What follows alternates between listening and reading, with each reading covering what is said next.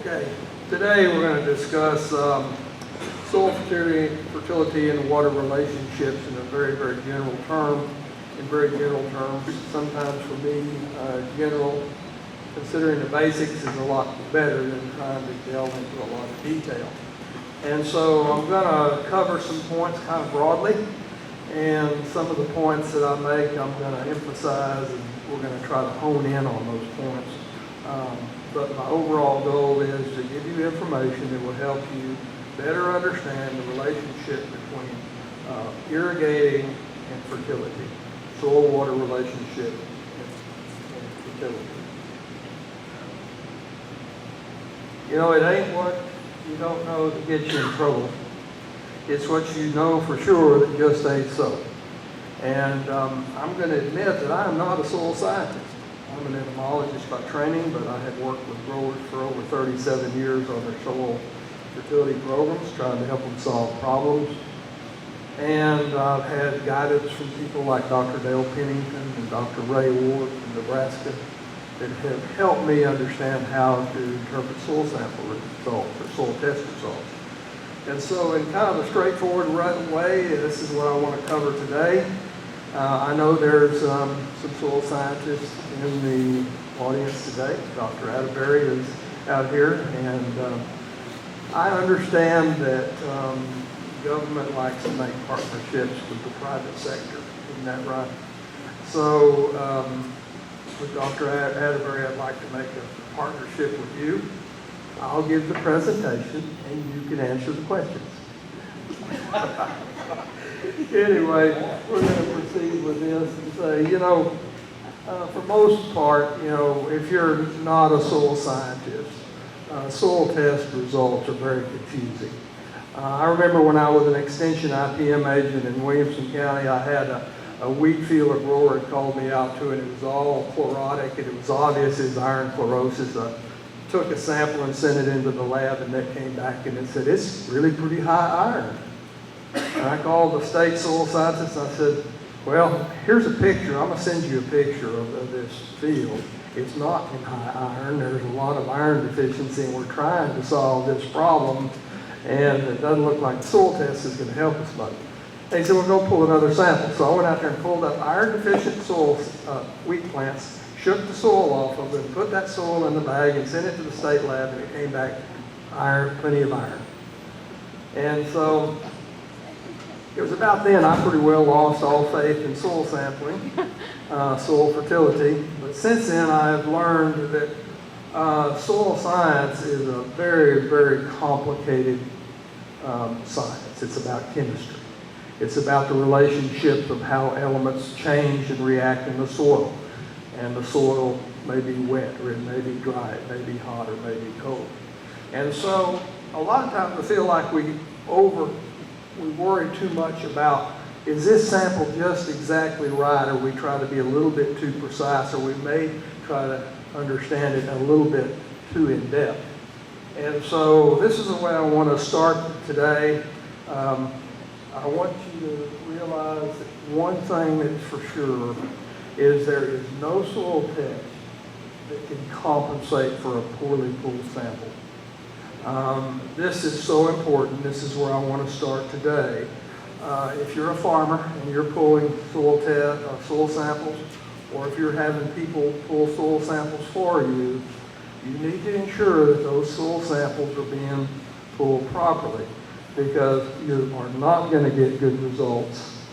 You're not going to get good data if the sample isn't pulled correctly. I'm going to cover this. To me, it's very important. I think that you should have a very rigid protocol for soil sampling. The soil sampling depth should be consistent. Most soil labs are calibrated for 6 to 8 inch soil cores, and that's how deep you should pull your soil sample, because a plow layer is about 6 to 8 inches, and it weighs about 2 million pounds. The soil test you get back will be reported in parts per million. So many parts per million. 6 to 8 inches of soil is 2 million pounds, or about 2 parts per million. They're actually measuring the concentration of that nutrient in the soil. And if you assume that you pull a 6-inch sample, but you're really pulling a 12 to 18-inch sample, the concentration may change if you are pulling a bigger sample. But also, the way that lab is set up to give you your recommendations is based on a 6 to 8-inch sample. And so you really need to make sure that every core is 6 to 8 inches. And I like to use a soil probe here, because the soil that you get in that core is going to be about 3/4 inches diameter. You can take a lot of cores, and then you can put them in a plastic bucket and mix them up, and then you can use almost all of that soil to put in your soil bag. If you're taking your soil samples with a shovel or a spade, you're going to have a lot of soil in a bucket, and it's just physically hard to mix it and get a representative sample. So really, you need to be using a soil core. You need to take 12 to 15 cores per sample. You need to maintain field identity and crop identity. So if you have a half circle and you've got 3 different crops on it, or 3 different fields on it, that's represented 3 different soil samples. If you have 2 fields of cotton and 1 field of grain sorghum, that's 3 different soil samples. So the next thing is each core or each subsample will be 12 to 15 cores. You mix those together, put them in a bag, send them into the lab. They need to be kept cool after you're finished soil sampling. If you throw them on the dashboard of your pickup and drive around in the sun, the microbes in that soil can break down the ammonium, form of nitrogen, nitrate form of nitrogen, and you can get an increase or a spike or an unusually high reading for nitrogen in your soil sample. If you can't get them to the lab, put them in the refrigerator or dry the samples. That's the two ways you can handle it. So, it is a time-consuming effort.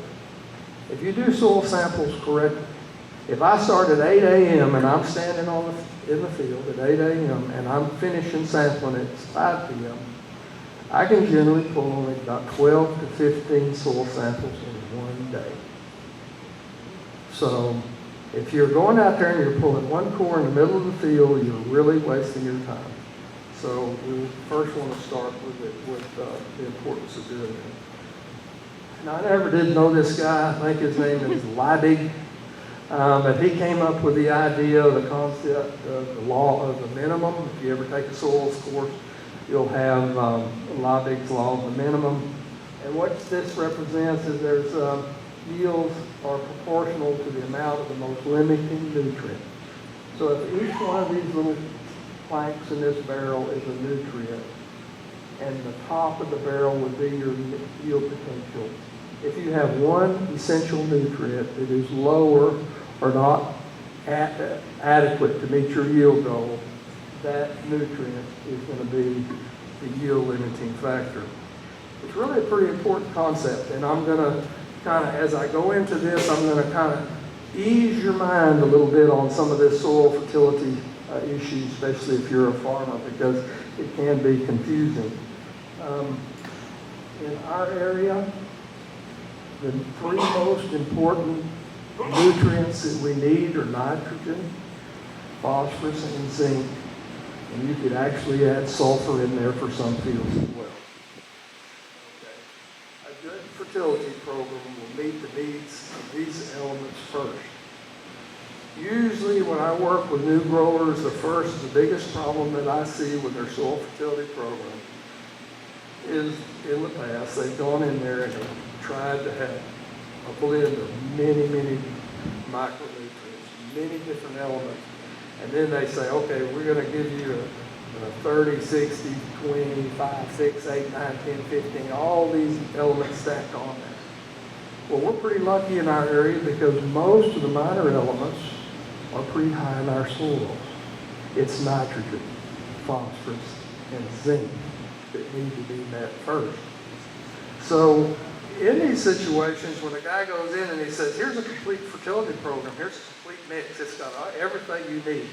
Well, you've got a lot of nutrients in there that you're paying for. And he'll ask the guy, and say, well, how much does that cost? And he'll say, well, that's $80 an acre. Oh, man, I can't afford that. Because So let's take some of this stuff out. So what invariably happens is they take out the phosphorus and the zinc so you can pay for the other micronutrients. So you took out the very things that you needed to pay for the things that you don't need. Nitrogen, phosphorus, zinc, and possibly sulfur. Not in all soils, but possibly sulfur. Okay.